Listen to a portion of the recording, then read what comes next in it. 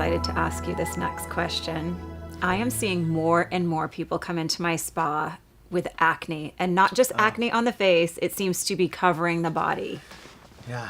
Will you talk to this a little bit? Actually, I'm so excited about acne because I feel like, this has been a process. So it's interesting as a formulator. I'm a physician first, right? And I'm looking at all these cases, and you people like yourself, Lori, call me up and they say, hey, this is my result. This is what I saw. And it literally over the last 7 years, I've been accumulating data to figure out what the heck is going on with acne. And your approach was so new to me. I used to call you in the middle of the day and go, help me. I have this client and I want to make her better because it's hard for people. Oh, no, that is the heartbreaking part of all of this. And, we were talking earlier about, the remedies that they're given. So here are these people, so many people, and it's getting worse every year, that are struggling with acne, and they're looking at Accutane, which is incredibly toxic. And we were talking about the suicidal tendencies that come about because of these kinds of medications, antibiotics, injectable steroids, and just the choices are so damaging to the body that I was just not comfortable with it. And basically where skincare has been and where it was when I started looking at formulas was, let me use something, because everyone thinks it's an infection. It's not an infection. That is the big secret of the day. And you actually, if you polled 100 dermatologists, 30 of them would tell you it's not an infection. When you treat it like an infection, you're really putting a Band-Aid on the problem, right? Yes, because you're not actually treating the infection. What you're doing is you're suppressing the inflammation because antibiotics, steroids, acids, benzoyl peroxide, all of those ingredients are designed to weaken your immune system, and that weakens the inflammation response, and that makes you think you're getting better. And they usually, they don't work very well in most cases, but when people see improvement, they're confused because they're like, well, if it's not an infection, then why did that antibiotic make it better? Antibiotics are immunosuppressing. Our body is made up of 90% bacteria. So every time you use an antibiotic, it's like chemotherapy to the system, So what it's all about, and what I'm excited to talk about, is that acne is actually a toxin reaction. And toxins can come from a different set of areas, basically 3 areas. You've got Candida-based toxins. And so you're familiar with Candida? Yeah. It's a big problem. A lot of people haven't heard of it. It's a naturally growing yeast cell that's in our digestive tract. But because of antibiotics, because of hormones, because of the sugar-based diets that we're on, Candida is actually the cause of several different conditions out there. I'm so glad that you said this, because this is why I'm seeing more and more problems, because of the different toxins. And our skin tells us what's going on.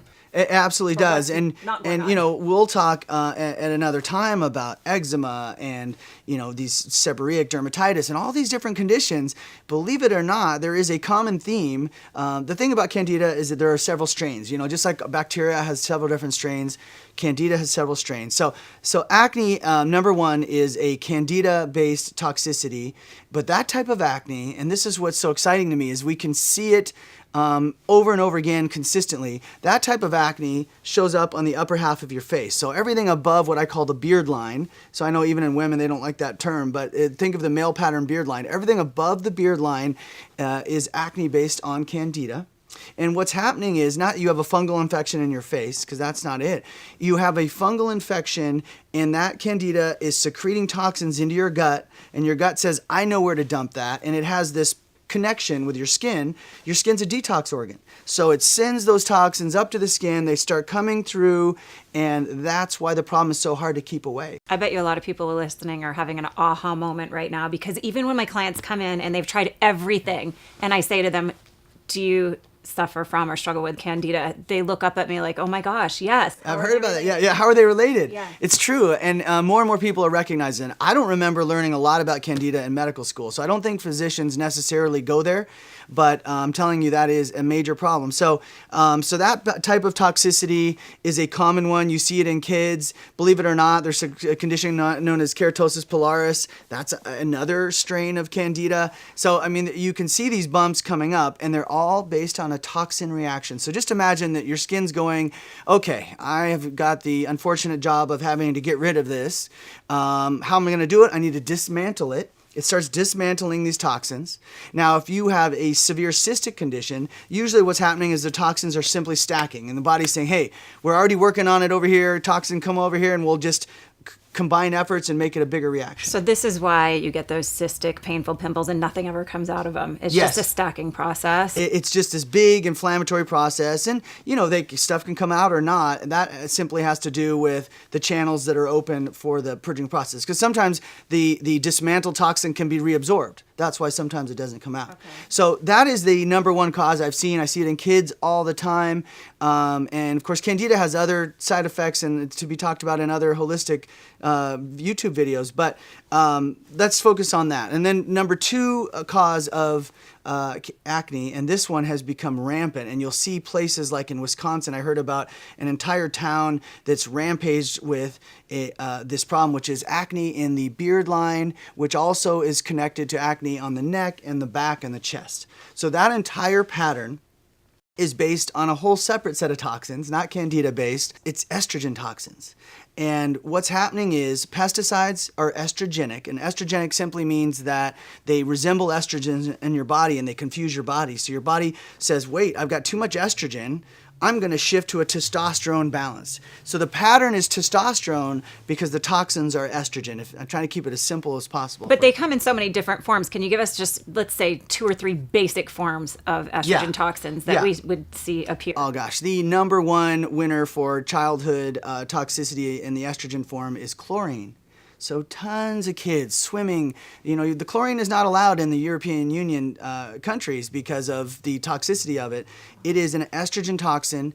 It is absorbed into the skin. The body shifts to testosterone balance. And people get confused. They're like, so am I making more testosterone? No, you're most likely binding your estrogen internally and creating a testosterone balance. So that's the difference. And it's connected with PCOS. And so a lot of people can develop that condition as part of this process. So what people will see is increased peach fuzz, actual dark facial hair coming in, oily skin, and they don't have to have any one of these. They could just have acne. And so women are like, well, I'm this super fit woman. I've got low body fat. I'm so healthy. Why am I breaking out?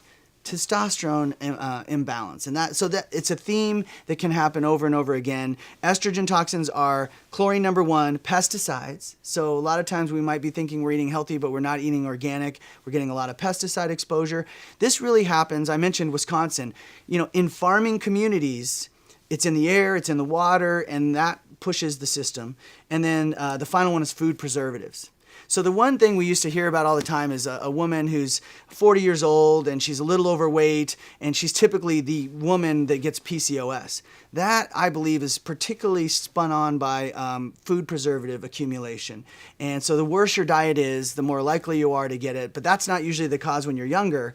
That's usually the cause as you get older, although diets are getting worse and worse. I know, I've heard a lot of it is related to sugar intake as well. Well, see, there you go. So everything fits. And what I love about my acne model is that there is no case of acne that doesn't fit somewhere. And so when you say, oh my gosh, my acne gets really bad when I drink alcohol, well, that stimulates Candida. When my acne gets really bad when I eat sugar, that stimulates Candida. Oh man, my face broke out big time when I started on birth control pill. Well, depending on the hormone, and some people get confused because sometimes birth control will help acne. I'll explain that in a minute. But birth control stimulates Candida in a lot of people because it's the wrong dosing of those hormones. So it makes sense. So that's the number 2 cause. The number 3 cause is really dietary. And what's challenging is sometimes the healthier you are, the more likely you are to just dump those toxins right away. So the night before or within 36 hours, you ate something that you knew was, a pint of Haagen-Dazs, which I've been known to do. It's going to show up on your face because your skin is the dumping detox organ. My clients sometimes, this is so new age, and really it's making such a difference in the people that I treat in my spa, but when I would ask them these questions and tell them what is showing up on your face is a direct reflection of what your body's trying to tell you. Yes. And at first they'd go, oh my gosh, am I ill? No, that's not it. You can make these quick shifts and changes to really help clear your skin. Well, and as we talked about, we're all facing toxicity at every turn. It's in your water supply, it's in your food supply, it is in the air, it is all around you. And So, people as healthy as they want to be, it is hard to avoid. And so that's why acne has grown the way it has. Acne again on the back and the chest, same thing. It's still about a testosterone imbalance. So the exciting thing is we've developed a way energetically to balance the body so that it can bring Candida counts back into alignment, which is huge because, and even without changing your diet, although I wish they would change their diet. That seems to boost the results. It does help. It makes it go a little faster, but they don't have to in many cases. So bringing Candida counts back into alignment is a huge success story. It relates to a lot of skin conditions that we help. And then the second piece is balancing testosterone. So, of course, the idea of first of all, you can bind estrogen toxins. So we have a supplement that helps bind estrogen toxins called DIM. This is a special type of... Changed my life. Yes, DIM was good for you, wasn't it? And then we have an energetic supplement, part of my harmonized water collection, that helps to balance the testosterone effect so that it is no longer out of whack. And, we've seen people have reported that their skin stops making facial hair. It absolutely should clear. And all these things happen within the first month. It's working the first month, or, you basically should be calling the office or your esthetician to find out what else I need to do or why wouldn't it be, functioning the way it is. But the results have been amazing, over 90% success rate. And what I love about it is you're not putting anything harsh on your face. A lot of times when we look at some of these pictures, a lot of these people, before they were using osmosis, they were putting acids on their face and benzoyl peroxide on their face, and all these things make scarring worse. And that's a proven fact. So the idea of worsening your scarring, which lasts a lifetime, your acne lasts 2 weeks or a week or 3 days, but if you create a scar from it, it's there with you for life. So we really are excited about where we're going with it. It's a totally different perspective. No more of this bacterial infection stuff. And yes, oil has something to do with acne, but it's the testosterone imbalance that creates oil that really is the trigger. So let's just circle back and talk about the 3 triggers that people should become aware of if they're struggling from acne. And the number 1 is Candida. Number 1 is Candida, upper face. Okay. Number 2 is testosterone imbalance created by estrogen toxins, beard line, chest and back. And this can include PCOS. And PCOS is part of that picture. Okay. Some people have that condition as well. And then the third is that the reality of it, we need to clean up our diets. The third is be careful. And, really, you can pay attention. You'll know if you have that Snicker bar, that may ultimately show up on your face, the next day or two. And so, yes, the food is just... It's a little more challenging to ask people to change that. I'm guilty of all of those things. So yes, those are the big 3, and we handle them really well.